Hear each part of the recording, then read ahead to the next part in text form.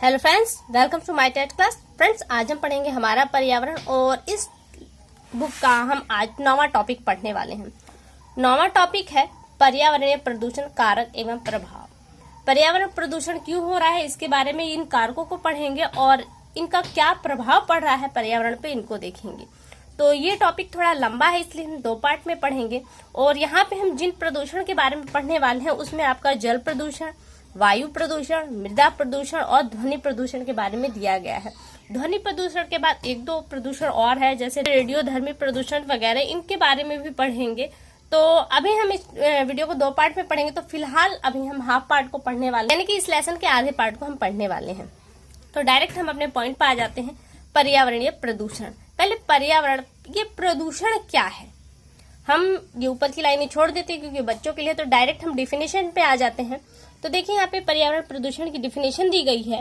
पर्यावरण के विभिन्न घटकों जैसे जल, वायु, मिट्टी आदि, ये पर्यावरण के घटक हैं। इनमें होने वाले अवांछनीय परिवर्तन जिनका जीवधारियों एवं अन्य घटकों पर हानिकर प्रभाव पड़ता है, प्रदूषण कहलाता है।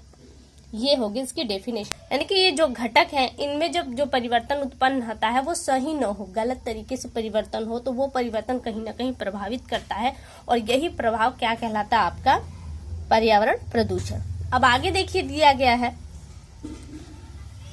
आइए विभिन्न प्रकार के प्रदूषणों एवं उनके परिणामों को जानते हैं। तो यहाँ पे सबसे पहला आपको दिया है जल प्रदूषण। जल प्रदूषण क्या है? जल में किसी भी प्रकार के अवांछित पदार्थों की उपस्थिति जिसके कारण जल की गुणवत्ता में कमी आ जाती है, जल प्रदूषण कहलाता है। प्रदूषित जल अनेक बीमारियों का कारण भी होता है।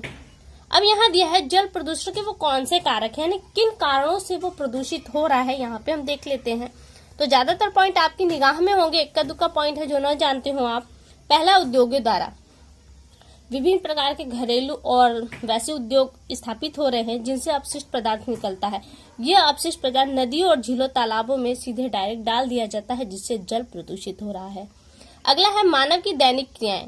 मानव जीवन में बहुत सी दैनिक क्रियाएं, बहुत सी क्या, लगभग सारी ही क्रियाएं ऐसी हैं जो कहीं ना कहीं पानी से अटैच है। तो नदी, तालाबों आदि में कपड़े धोने, पशुओं को नहलाने, सीवेज लाइन का गंदा पानी इसमें प्रवाहित करके ये जल है इसे प्रदूषित किया जा रहा है और ये इनके मानव दैनिक क्रियाओं के द्वारा हो रहा है। आगे दिया है कृषि एवं कीटनाशक दवाएं। अब आप सोचेंगे कि कीटनाशक दवाएं तो खेतों में प्रयोग की जाती है, पौधों पर प्रयोग की जाती है, तो इससे जल कैसे प्रदूषित होगा? तो फसलों के अत्यधिक उत्पादन के लिए उपयोग किए जा रहे विभिन्न प्रकार के रासायनिक खादों में कीटनाशक भी क्या है, आपके जल को प्रदूषित कर रहे हैं। कैसे? क्योंकि जब आप फसलों पर कीटनाशक का प्रयोग करते हैं तो ये कीटनाशक धीरे धीरे फिर जमीन पे आता है, क्योंकि खेतों की सिंचाई होती है, खेतों की सतह पर भी जाता है और फिर ये जल जो होता है पूरी तरह से उड़ता नहीं है, ये धीरे धीरे इसका फिर भूजल जो आपका जल है उसमें मिल जाता है और उस जल को ये गंदा करता है। आगे देखिए, आगे दिया है कि जल प्रदूषण के प्रभाव। अब ये जो जल प्रदूषण हो रहा है, अभी पीछे आपने देखा, तो इसका प्रभाव क्या पड़ रहा है? प्रदूषित जल का प्रभाव जलीय जीव जंतुओं, पेड़ पौधों और मानव पर पड़ता है। प्रदूषित जल को पीने से बीमारियां होती हैं।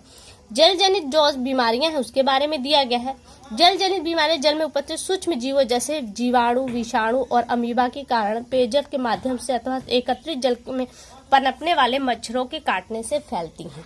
यहाँ से एक प्रश्न आया था, देख लेते हैं उसे भी। ये जो आप देख रहे हैं ना, येलो कलर का बॉक्स, ये बहुत ही इंपॉर्टेंट है। यहाँ से प्रश्न बनेगा कि पेचिस किससे होता है, अमीबा से, जीवाणु से या विषाणु से। तो ये चीजें आपको याद होनी चाहिए। और एक प्रश्न यहाँ से ये बना था कि एकत्रित जल से होने वाली बीमारियां। अब आप सोच रहे हैं कि एकत्रित जल से कौन सी बीमारियां होगी? तो जब एकत्रित हो जाता है तो वहां मच्छर पनपते हैं और मच्छरों से जो बीमारियां होती हैं वही बीमारियां आप वहां पे टिक करेंगे जो जल एकत्रित होने से होती है। तो कौन सी बीमारियां होती हैं आपके यहाँ पे दिया है? एडीज, एनाफिलीज आदि पनपते हैं। ये एक मच्छर की प्रजाति है और इनके काटने से डेंगू और मलेरिया, चिकुनगुनिया जैसी बीमारियां होती हैं। तो ये एकत्रित जल से होने वाली बीमारियां हैं। लेकिन दूषित जल यानी कि गंदे जल का अगर हम सेवन करते हैं, प्रयोग करते हैं, तो उससे कौन सी बीमारियां होती हैं? तो पेचिस होता है और पेचिस जल में अमीबा की उपस्थिति की वजह से होता है। अतिसार जीवाणुओं के द्वारा होता है। टाइफाइड जीवाणुओं द्वारा होता है। पीलिया विषाणु द्वारा होता है, वहीं हैजा जीवाणुओं के माध्यम से होता है। तो कौन सी बीमारियां किससे हो रही हैं, ये पॉइंट याद रखिएगा, और ये पॉइंट अपने आप में भी इम्पोर्टेंट है, याद रखिएगा, यहाँ से आपके प्रश्न बनेंगे। जल जनित रोगों से बचाव कैसे करें, देख लेते हैं एक नजर।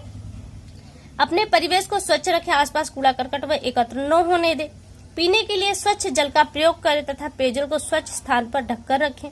अपने आसपास जल एकत्रित न होने दें। जल स्रोतों को अपने दैनिक क्रियाकलापों से दूर रखें। सोते समय मच्छरदानी का प्रयोग करें। रोग होने पर चिकित्सक की सलाह लें और मच्छरों से बचने के लिए कॉइल, गुड नाइट वगैरह इनका प्रयोग न करें, क्योंकि ये भी हानिकारक होते हैं। तो ये है जल जनित रोगों से बचाव। अब यहाँ पे देखिए ये एक बॉक्स दिया है, ये भी बहुत ही इम्पोर्टेंट बॉक्स है और यहाँ से भी प्रश्न आ चुका है आपकी एग्जाम में। है क्या? मीना माता, यहाँ पे आपको ये मीना माता है, कहीं कहीं पे आपको नियामता नामक नाम से भी इसको जाना जाता है। रोग जापान देश के कुमामोटी कोमितांग क्षेत्र की एक कंपनी चिस्सो कारपोरेशन ने 1932 से 1968 के बीच पारे के अपशिष्ट के रूप में मीना माता खाड़ी में फेंक दिया। ये अपशिष्ट है और इस अपशिष्ट को उन्होंने कहाँ फेंका था? मीना माता खाड़ी में। इसमें खाड़ी के जल का प्रदूषण स्तर बहुत अधिक हो गया। खाड़ी के मछलियों में यह पारा जहर के रूप में प्रवेश कर गया। इन मछलियों को खाने से लगभग 3000 लोग प्रभावित हुए, जिनमें हाथ पैर मुंह सुन्न होना, संवेदन में गड़बड़ी, हाथ पैर की गति में समन्वय का अभाव वह फालिज जैसे लक्षण दिखाई दिए। बहुत से लोगों की इस बीमारी से मृत्यु भी हो गई। ये बीमारी पहली बार मीना माता खाड़ी के आसपास रहने वाले लोगों में देखी गई, इस कारण इसे मीना माता रोग दिया गया। ये खाड़ी में फेंका गया, उसका भी मीना माता नाम था और वहीं के क्षेत्र में पाया जाना, इस वजह से इस रोग का भी नाम मीना माता रख दिया गया। ये ऐसा यहाँ से एक प्रश्न जो बना था वो प्रश्न था, इन मछलियों को खाने से मीना माता रोग होता है। तो जिन मछलियों में पारे की अधिकता होती है उन मछलियों को खाने से मीना माता रोग होता है। तो ये बॉक्स भी आपके लिए इम्पोर्टेंट है और यहाँ पे येलो बॉक्स भी। ये यहाँ पे देखिए जो पॉइंट है वो बहुत ही इम्पोर्टेंट है, इसलिए मैं इस टॉपिक को 2 पार्ट में बना रही हूँ, क्योंकि हर एक पॉइंट आपका छूटे ना, कंप्लीट होता रहे। आगे दिया है जल प्रदूषण पर नियंत्रण। जल प्रदूषण पे आप कैसे नियंत्रण रखें वो पॉइंट, ये आपकी जिम्मेदारी भी होती है कि आप इसे कंट्रोल करें। नदी, तालाब आदि में कपड़े धोने व पशुओं को नहलाने आदि से बचें। पेयजल स्रोत की नियमित साफ सफाई करें। प्रत्येक नगर में वाहित जल संशोधन संयंत्र लगाकर जल में प्रदूषणकारी तत्वों को पृथक करके ही पानी को जल स्रोतों में जाने दें। अब यहाँ से आपका जल प्रदूषण समाप्त होता है और आपका आ जाता है वायु प्रदूषण। वायु प्रदूषण क्या है इसे देखते हैं। जब वायुमंडल में बाह्य स्रोतों से धूल, गैस, धुआं व दुर्गंध आदि इतनी मात्रा में उपस्थित हो जाए कि उसमें वायु के मूल गुणों में अंतर आ जाए तथा उसमें मानव जीवन और संपत्ति को नुकसान होने लगे तो उसे वायु प्रदूषण कहते हैं। ये आपके वायु प्रदूषण की डेफिनेशन है। वायु प्रदूषण के कारण कौन है, यानी कि वायु प्रदूषण किन कारणों से हो रहा है, अब इसे देख लेते हैं। यहाँ दिया है पहला, वाहनों द्वारा। इतनी गाड़ी मोटर चलाई जा रही हैं, इनसे जो गैस निकलती है, धुआं निकलता है, जैसे कि कार्बन, सल्फर तथा नाइट्रोजन के ऑक्साइड, जो वायु को प्रदूषित करते हैं। इनसे क्या है, वायु प्रदूषण होता है। इसलिए गाड़ी मोटर को होता है ना कि आप ज्यादा से ज्यादा पैदल चले, साइकिल का प्रयोग करें, गाड़ी मोटर कम यूज करें। अगला है उद्योगों द्वारा। बहुत सारे उद्योग ऐसे हैं जहाँ से धुआं निकलता है। रासायनिक खाद, इस्पात, सीमेंट व चीनी मिल आदि ऐसे हैं जहाँ से धुआं निकलता है, धूल निकलते हैं कि कड़वायु में मिलकर इसे प्रदूषित करते हैं। आपने ज्यादा अगर कुछ न देखा तो आसपास ईंट भट्टे जरूर देखे हैं जहाँ पे बड़ी बड़ी चिमनियां लगी होती, तो देखते हैं कि वहां से धुआं निकलता है। तो ये कहीं ना कहीं आपके वायु को प्रदूषित करता है। आगे है प्राकृतिक स्रोतों द्वारा। प्राकृतिक आपदा जैसे ज्वालामुखी से निकलने वाला धुआं भी वायु को प्रदूषित करता है। यानी कि ज्वालामुखी द्वारा भी निकलने वाला धुआं क्या है, वायु प्रदूषण का कारण बनती है। आगे दिया है दुर्घटनाएं। कभी कभी मानव की असावधानी की वजह से दुर्घटना हो जाती है, जैसे कि भोपाल गैस रिसाव हुआ था, आपको याद है, गैस रिसाव के कारण। वैसे बहुत सारे ऐसे घटना होती हैं जो वायु प्रदूषण का कारण बनती हैं। अब आगे दिया है कि वायु प्रदूषण का प्रभाव। ये कारण तो आपने देख लिए, लेकिन अब इसका प्रभाव कहाँ पड़ रहा है ये देखिए। वाहनों, कारखानों से विभिन्न प्रकार की हानिकारक गैसें निकलती हैं जो सांस द्वारा हमारे शरीर में पहुंचकर दमा, टीबी, एलर्जी व डिप्थीरिया आदि बीमारियां पैदा करती हैं। कारखानों से निकलने वाले हानिकारक रसायन वर्षा जल में मिलकर अम्लीय वर्षा करते हैं। अम्लीय वर्षा करते हैं, जो बहुत से और रीजन आप आगे पढ़ेंगे, जिसका प्रभाव पशु पक्षियों, पेड़ पौधों तथा इमारतों पर पड़ता है। इमारतों पे शब्द आप देख रहे हैं तो ये आपका ताजमहल से जोड़ा गया है, क्योंकि अम्लीय वर्षा के कारण जो ताजमहल का व्हाइट कलर था वो अब पीला पड़ रहा है। आगे दिया है फ्रिज, एयर कंडीशनर आदि में क्लोरोफ्लोरोकार्बन गैस यानी कि CFC निकलती है, जो ओजोन परत को क्षरण करती है। ओजोन परत हमें सूर्य की हानिकारक किरणों से बचाती है। ओजोन परत को क्षीण करने के लिए सबसे प्रथम गैस है CFC और दूसरी है SO2।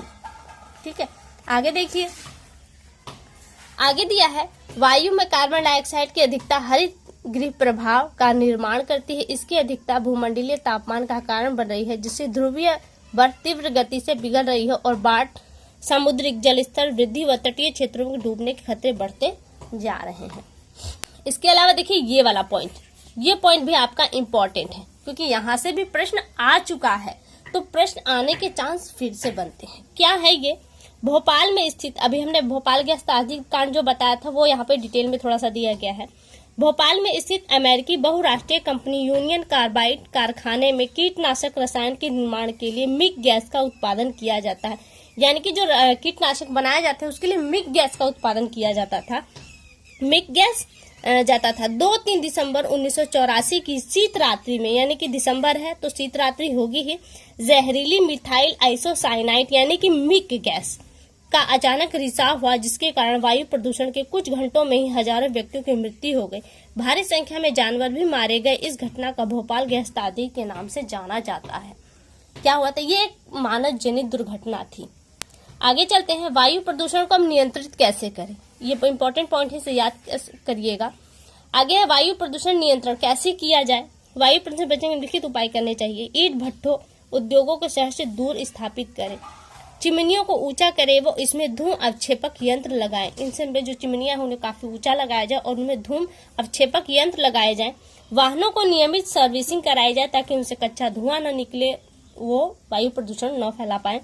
कूड़ा करकट व फसलों के डंठल आदि को न जलाए, बल्कि इसको किसी गड्ढे में डालें और खाद तैयार करें, क्योंकि जलाने से धुआं उत्पन्न होता है जो उसमें काफी विषैले पदार्थ होते हैं। आगे है, घरों में परंपरागत ईंधन जैसे लकड़ी, कोयला, उपले आदि के स्थान पर सौर ऊर्जा, बायोगैस आदि का प्रयोग किया जाए।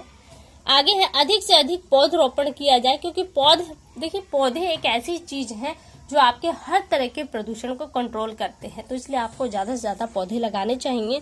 अगला पॉइंट है, वाहनों में यथासंभव CNG गैस का प्रयोग करें, यानी कि आप पेट्रोल डीजल से अच्छा है कि आप CNG का प्रयोग करें। तो फ्रेंड्स, यहाँ से आपकी ये वीडियो कंप्लीट होती है। 2-3 घंटे बाद आपको इसका दूसरा पार्ट मिल जाएगा, जिसमें आपको ध्वनि प्रदूषण और मृदा प्रदूषण पर आधारित होगी। तो फिलहाल के लिए केवल इतना, अगले वीडियो में आपसे फिर मुलाकात होगी। तब तक के लिए नमस्कार।